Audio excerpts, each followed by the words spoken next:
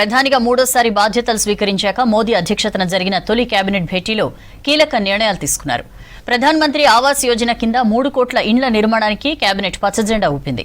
ఆ తర్వాత కేంద్ర మంత్రులకు శాఖలు కేటాయించారు ప్రధాని మోదీ. కీలక మంత్రిత్వ శాఖలను బీజేపీ నేతలకే ఇచ్చారు మోదీ.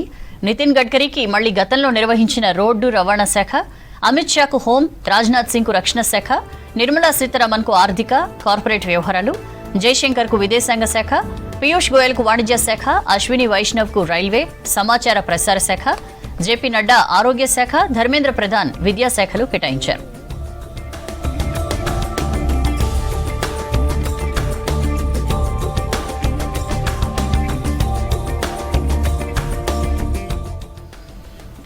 రాష్ట్రంలోని సికింద్రాబాద్ ఎంపీ కిషన్ రెడ్డికి బొగ్గు గనుల శాఖ, కరీంనగర్ ఎంపీ బండి సంజయ్కు హోంశాఖ సహాయ మంత్రి పదవి అప్పగించారు.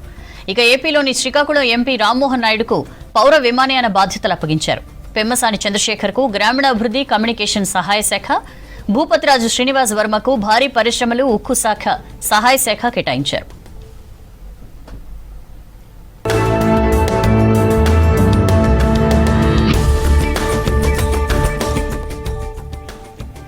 ఇక గజేంద్ర షెకావత్ కు టూరిజం, పర్యాటక శాఖ, భూపేందర్ యాదవ్ కు పర్యావరణం, జేపీ నడ్డాకు ఆరోగ్య శాఖ ఇవ్వగా శివరాజ్ సింగ్ చౌహాన్ కు అగ్రికల్చర్, మనోహర్ లాల్ ఖట్టర్ కు పవర్, పట్టణాభివృద్ధి, గృహ నిర్మాణ మినిస్ట్రీలు అలాట్ చేశారు.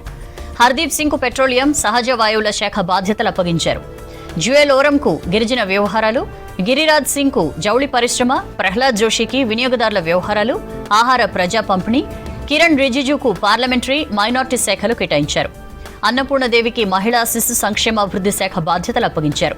మన్సుఖ్ మాండవియాకు కార్మిక శాఖ, జ్యోతిరాదిత్య సింధ్యాకు కమ్యూనికేషన్స్, ఈశాన్య ప్రాంత అభివృద్ధి శాఖ అప్పగించారు.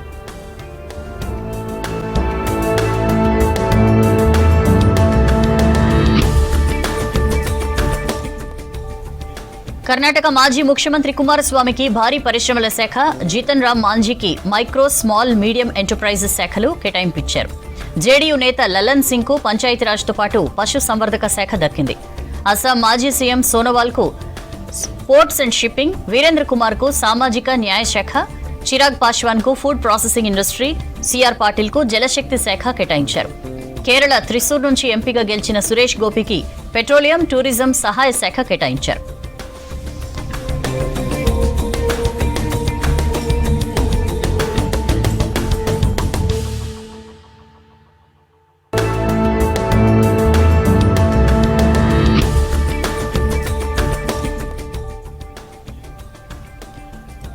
ఢిల్లీలో కేంద్ర మంత్రి కిషన్ రెడ్డి మాట్లాడుతున్నారు. లైవ్ చూద్దాం. ఆదాయం పెంచే విషయంలో మరి ఎక్కడ కూడా మరి గతంలో ఉన్నటువంటి మంత్రి గారు మరి ప్రహ్లాద్ జోషి గారు చాలా సమర్థవంతంగా పనిచేయడం జరిగింది. మీకు అందరికీ తెలుసు, నరేంద్ర మోడీ గారు లేకముందు దేశంలో విద్యుత్ కోతలు ఉండేది. కారణము బొగ్గు అందుబాటులో లేకపోవడం, బొగ్గు సరఫరా లేకపోవడం కారణంగా దేశంలో విద్యుత్ కోతలు ఉండేది. నరేంద్ర మోడీ గారు వచ్చిన తర్వాత చాలా పెద్ద ఎత్తున మరి ఈరోజు బొగ్గు ఉత్పత్తి చేయడం ద్వారా, కోల్ ప్రొడక్షన్ పెంచడం ద్వారా ఈరోజు విద్యుత్ కోత లేనటువంటి నూతన భారతాన్ని నరేంద్ర మోడీ గారు ఈరోజు ఆవిష్కరించారు. అన్ని రాష్ట్రాలలో కూడా ఈరోజు పవర్ గ్రిడ్ కనెక్టివిటీ పెంచి ఈరోజు విద్యుత్ కోత లేని దేశంగా నిర్మాణం చేయడం జరుగుతుంది. తప్పకుండా ఆ దిశలోనే మేము రానున్న రోజుల్లో బొగ్గు కొరత లేకుండా దాన్ని మరింతగా మరి ఏ రకంగా ఉత్పత్తి పెంచాలనేటువంటి విషయంలో కూడా ఆలోచన చేస్తామనే విషయాన్ని ఈ సందర్భంగా మనవేస్తున్నాం. మనం చూస్తూ ఉన్నాము, భారతదేశంలో ఈరోజు విద్యుత్ డిమాండ్ చాలా పెరుగుతూ ఉంది.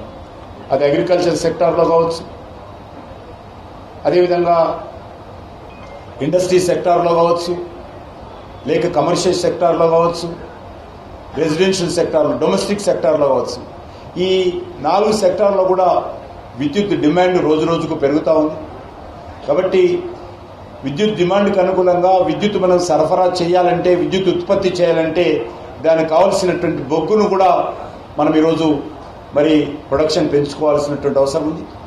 మనకు తెలుసు, చాలా పారదర్శకతతో ఈరోజు బొగ్గు గనుల వేలం వేయడం కానీ, బొగ్గు ఉత్పత్తి చేసేటువంటి కంపెనీలు మరి ఈరోజు ముందుకు వస్తూ ఉన్నాయి. గతంలో యూపీఐఎంలో ఏ రకంగా ఈ బొగ్గుకు సంబంధించినటువంటి కుంభకోణాలు జరిగాయో మనకు తెలుసు. కానీ ఈరోజు నరేంద్ర మోడీ గారు వచ్చిన తర్వాత చాలా నీతి నిజాయితీతో మరి ఒక సమగ్రమైనటువంటి విధానపరమైనటువంటి పాలసీ, మరి పారదర్శకతో కూడినటువంటి ట్రాన్స్పరెన్సీ పాలసీ తీసుకొచ్చి బొగ్గును మరి తవ్వడం కావచ్చు, బొగ్గు సరఫరా చేయడం కావచ్చు, బొగ్గు అమ్మకాలు కొనసాగించడం కావచ్చు, బొగ్గు సరఫరా చేయడం కావచ్చు, పబ్లిక్ సెక్టర్ కావచ్చు, లేకపోతే ప్రైవేట్ సెక్టర్ కావచ్చు, అన్ని రకాలుగా అనేక రకాల వేలాది పరిశ్రమలకు కూడా బొగ్గును సరఫరా చేయాల్సి ఉంటుంది. వాటన్నిటిని కూడా రానున్న రోజుల్లో సమర్థవంతంగా చేస్తాము. ఈరోజు భారత ప్రభుత్వము మరి చాలా ఇంపార్టెంట్ సెక్టార్ అయినటువంటి బొగ్గు, ఎందుకంటే దేశ అభివృద్ధికి చాలా కీలక పాత్ర ఈరోజు బొగ్గు మరి పనిచేస్తున్న విషయం. మరి ఈరోజు విద్యుత్ లేకపోతే దేశంలో ఏ కార్యక్రమం కూడా ముందుకు సాగదు. విద్యుత్ సరఫరా అంతరాయం లేకుండా విద్యుత్ డిమాండ్ మీటు కావాలంటే అదే స్థాయిలో మనకు కావాల్సినటువంటి బొగ్గును కూడా ఉత్పత్తి చేసుకోవాల్సిన అవసరం ఉంది. అనేక రకాలుగా ఇతర దేశాల నుంచి కూడా దిగుమతి చేసుకుంటున్నారు. వీటన్నిటి కూడా సమన్వయం చేసుకుంటూ మన దేశంలో మరి బొగ్గు గనులు ఎప్పటి వరకు ఉన్నాయి, ఎన్ని బొగ్గు గనులు ఉన్నాయి, ఎన్ని సంవత్సరాల వరకు మన బొగ్గు గనులు అందుబాటులో ఉంటాయి, వీటన్నిటి కూడా అంచనా వేసుకోవాల్సిన అవసరం ఉంది. కాబట్టి నాకు ఇందులో ఏ రకమైనటువంటి అనుభవం లేదు. అయినప్పటికీ కూడా చాలా తొందరగా ఈ యొక్క మరి కోల్ మినిస్ట్రీకి సంబంధించినటువంటి విధి విధానాలు కావచ్చు, వాళ్ళు చేస్తున్నటువంటి కార్యక్రమాలు కావచ్చు, కోల్ ఇండియాలో పనిచేస్తున్నటువంటి లక్షలాది మంది కార్మికుల సంక్షేమం కావచ్చు, వీటన్నిటిపైన కూడా సమగ్రంగా అధ్యయనం చేసుకొని మేము నరేంద్ర మోడీ గారి యొక్క మార్గదర్శకంలో తప్పకుండా ఈ దేశానికి ఉపయోగపడేటువంటి కోల్ అండ్ మరి ఎనర్జీకి సంబంధించినటువంటి విషయంలో కావచ్చు, లేకపోతే మైన్స్ విషయంలో కావచ్చు సమర్థవంతంగా నిర్వర్తిస్తాను.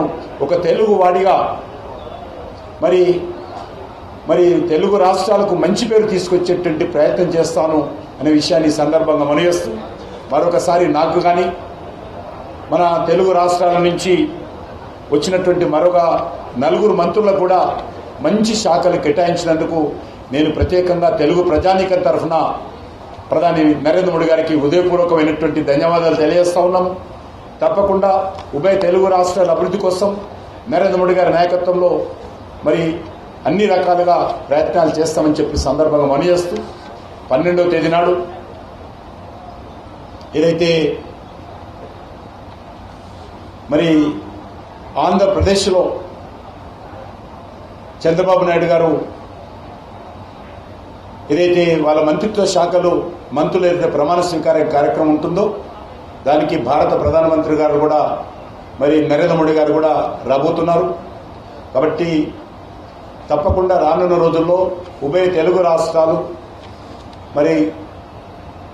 మరింత వేగవంతంగా, మరింత సమాంతరంగా ఇతర రాష్ట్రాలతో పోటీ పడే విధంగా భారతదేశం అభివృద్ధిలో కీలక పాత్ర పోషిస్తూ ఈ 2 రాష్ట్రాల అభివృద్ధి కోసము కేంద్ర ప్రభుత్వము మరి అన్ని రకాలుగా సహకారాలు అందిస్తుందని చెప్పి ఈ సందర్భంగా మనవి చేస్తూ మరొకసారి నా తరఫు